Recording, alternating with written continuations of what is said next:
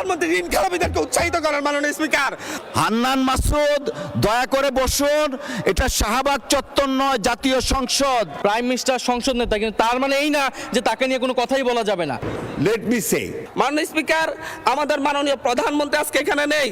উনি যখন বিভিন্ন ভাষণে গিয়ে অসত্য তথ্য দিয়ে বলেন বিরোধী দল মিছিল করতেছে মদের দাম কেন বৃদ্ধি করা হয়েছে, কেন সিগারেটের দাম বৃদ্ধি করা হয়েছে, এরকম অসত্য তথ্য দিয়ে যখন মাননীয় প্রধানমন্ত্রী বক্তব্য দেন, আমরা খুবই আশাহত হই মাননীয় স্পিকার।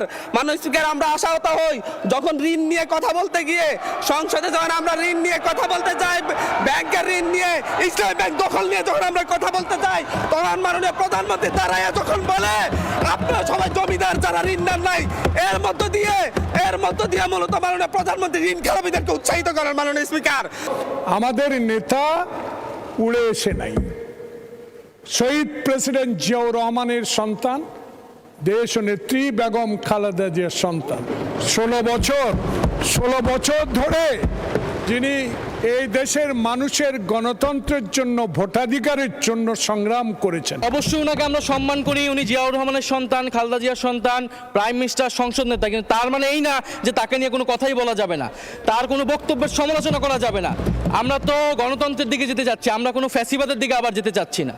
আমাদের বলতে দিন, আপনার ফ্যাসিস্টের কথা বলেন, ফ্যাসিস্টের আচরণ তো আপনাদের কাছ থেকে আসছে।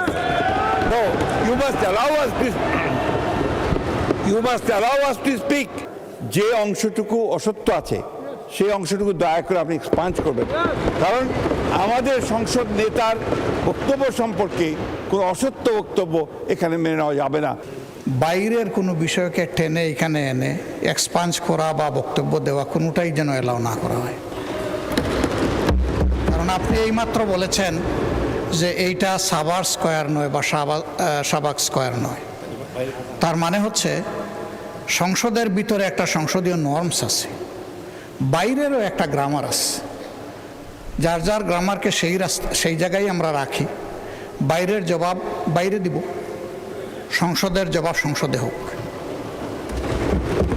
তবে এটা সত্য, এটা অসত্য, এই ঝগড়ায় যদি আমরা যাই তাহলে অনেক কিছু আমাদের জন্য হয়তো বা লজ্জাজনক হয়ে যাবে।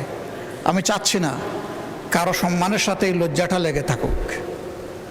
এই জন্য আমি অনুরোধ করব এই বিষয়ের পুরাটাই আপনি এখান থেকে ইগনোর করুন, সেইটাই আমাদের জন্য কল্যাণকর হবে। ধন্যবাদ মাননীয় স্পিকার।